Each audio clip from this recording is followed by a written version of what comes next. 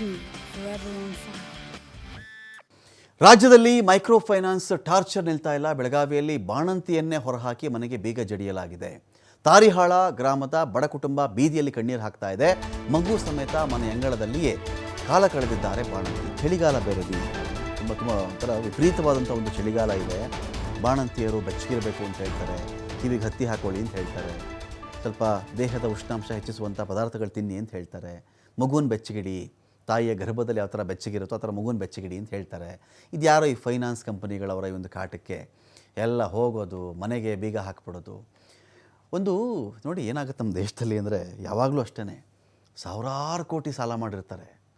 ಸಾವಿರಾರು ಕೋಟಿ ಸಾಲ ಮಾಡಿ ಹೆಲಿಕಾಪ್ಟ್ರೋ ಏರೋಪ್ಲೇನೋ ಹತ್ಕೊಂಡು ಯಾವುದೋ ದೇಶಗಳಲ್ಲಿ ಆಶ್ರಯ ಪಡ್ಕೊಂಡು, ಅದು ಎಂಥ ದೇಶಕ್ಕೆ ಹೋಗ್ತಾರೆ ಇವರು ಅಂತ ಹೇಳಿದ್ರೆ, ಆ ದೇಶದಲ್ಲಿ ಇವರು ಬಂದಾಗ ಉದ್ಯಮಿಯೊಬ್ಬನ ಥರ ನೀವು ಕಾಣಿ. ದುರುದ್ದೇಶ ಅವನಿಗೇನಿರಲಿಲ್ಲ, ಅವನು ಒಳ್ಳೆಯ ಉದ್ದೇಶಕ್ಕೆ ಸಾಲ ಮಾಡಿದ್ದಿದ್ದು, ಲಾಸ್ ಆಗಿಬಿಟ್ರೆ ಅವನೇನು ಮಾಡೋಕ್ಕಾಗುತ್ತೆ ಅಂತ ಕಾನೂನು ನೆರವಿರುವಂಥ ನೆಲದಲ್ಲಿ ಹೋಗಿ ಅಲ್ಲೇ ಮನೆ ಕಟ್ಕೊಂಡು ಅಲ್ಲೇ ಜೀವನವನ್ನು ಕಟ್ಕೊಂಡು ಆರಾಮಾಗಿದ್ದು ಬಿಡ್ತಾರೆ. ಒಂದು 5,000, 1 ಲಕ್ಷ, 50,000, 2 ಲಕ್ಷ ಇಷ್ಟು ಸಾಲ ಮಾಡಿರ್ತಕ್ಕಂಥ ಜನನ ಇದೇ ದೇಶದ ಬ್ಯಾಂಕಿಂಗ್ ವ್ಯವಸ್ಥೆ ಈ ಥರ ಟ್ರೀಟ್ ಮಾಡ್ತಾ ಇದೆ.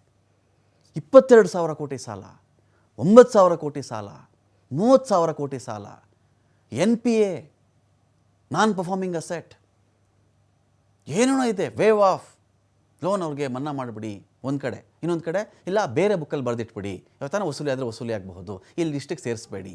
ಅನೇಕ ಬ್ಯಾಂಕ್ಗಳು ಮರ್ಜು ಆಗಿಬಿಟ್ವು, ಲಾಸ್ ಆಗಿದ್ದ ಬ್ಯಾಂಕೆಲ್ಲ ತೆಗೆದು ಮರ್ಜ್ ಮಾಡಿಬಿಟ್ಟು ಒಂದು ಬ್ಯಾಂಕ್ ಹೆಸರಿಟ್ಬಿಟ್ರು. ಇದೇ ದೇಶದಲ್ಲಿ ನೋಡಿ, ಈಗ ಇದೇ ರಾಜ್ಯದಲ್ಲಿ ನೋಡಿ ನೀವೀಗ ಆಗ್ತಿರೋ ಘಟನೆ ಅಂದರೆ, ಗೊತ್ತಿಲ್ಲ ನನಗೆ ಇವರೆಷ್ಟು ಸಾಲ ಮಾಡಿದ್ದಾರೆ ಅಂತ. ಮನೆಗೆ ಬೀಗ ಜಡಿದು ಅದಕ್ಕೊಂದು ಸೀಲ್ ಹಾಕಿ ಬಾಣಂತಿನ ಆ ಮಹಿಳೆನ ಆಚೆ ಹಾಕಿದ್ರು. ತಾರಿಹಾಳ ಗ್ರಾಮದ ಬಡ ಕುಟುಂಬ ಬೀದಿಯಲ್ಲಿ ಕಣ್ಣೀರು ಹಾಕ್ತಾ ಇದೆ. ಮಗು ಸಮೇತ ಮನೆ ಅಂಗಳದಲ್ಲಿಯೇ ಬಾಣಂತಿ ಕಾಲ ಕಳೆದಿದ್ದಾರೆ. ಈ ಕಡೆ ರಾಯಚೂರು, ಹಾವೇರಿಯಲ್ಲಿಯೂ ಕೂಡ ಈ ಮೈಕ್ರೋ ಫೈನಾನ್ಸ್ಗಳ ಹಾವಳಿ ಮಿತಿಮೀರಿದೆ. ಗೃಹ ಸಚಿವರಿಗೆ ಮಾಂಗಲ್ಯ ಸರವನ್ನೇ ನೊಂದ ಮಹಿಳೆಯೊಬ್ಬರು ಕಳಿಸ್ಬಿಟ್ಟಿದ್ದಾರೆ. ಮಾನ್ವಿ ತಾಲೂಕಿನ ಮಹಿಳೆ ಪಾರ್ವತಿ ನ್ಯಾಯಕ್ಕೋಸ್ಕರವಾಗಿ ಮನವಿಯನ್ನು ಮಾಡಿಕೊಂಡಿದ್ದಾರೆ. ಸಾಲಕ್ಕೆ ಬೇಸತ್ತುಬಿಟ್ಟು ಆತ್ಮಹತ್ಯೆ ಮಾಡಿಕೊಂಡಿದ್ದರು ಪತಿ ಶರಣಬಸವ. ಗಂಡನ ಸಾವಿಗೆ ನ್ಯಾಯ ಕೊಡಬೇಕು, ಇಟ್ಕೊಳ್ಳಿ ಈ ತಾಳಿನ ಅಂತೇಳಿ ಕೊಟ್ಬಿಟ್ರು. ಅವರು ನ್ಯಾಯ ಕೊಡಿಸಿ ನನಗೆ ಅಂತ ಕೇಳಿದ್ರು. ಮಾಂಗಲ್ಯ ಸರ ಪೋಸ್ಟ್ ಮಾಡಿ ನ್ಯಾಯಕ್ಕೆ ಒತ್ತಾಯ ಕೂಡ ಮಾಡಿದ್ದಾರೆ. ಹಾವೇರಿಯಲ್ಲಿ ಸಾಲದ ಕಿರುಕುಳಕ್ಕೆ ಸಂಬಂಧಿಕರ ಮನೆ ಸೇರಿಕೊಂಡಿದ್ದಾರೆ ಮಹಿಳೆ. ಇಂಜೆಕ್ಷನ್ ಐತ್ರಿ ಕರೆ ತಗಿರ್ ಒಂದ್ 5 ನಿಮಿಷ ಡಾಕ್ಯುಮೆಂಟ್ಸ್ ತಗೋತೇನೆ ಹುಡುಗನ ಅಂತಂದ್ರ ಚಾವಿನ ತೆಗಿ ಹುಡುಗನ್ ತಗೊಂಡು ಕುಡಿಸೋದೆಲ್ಲ ಮಾಡೋದು. ಎಷ್ಟು ಮಂದಿ ಬಂದಿದ್ರಿ?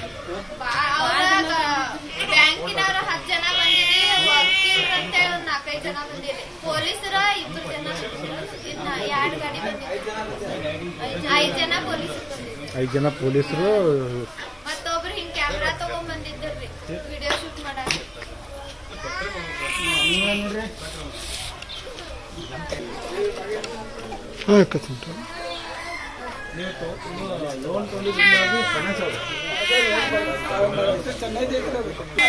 ಇಂಜೆಕ್ಷನ್ ಐತ್ರಿ ಕರೆ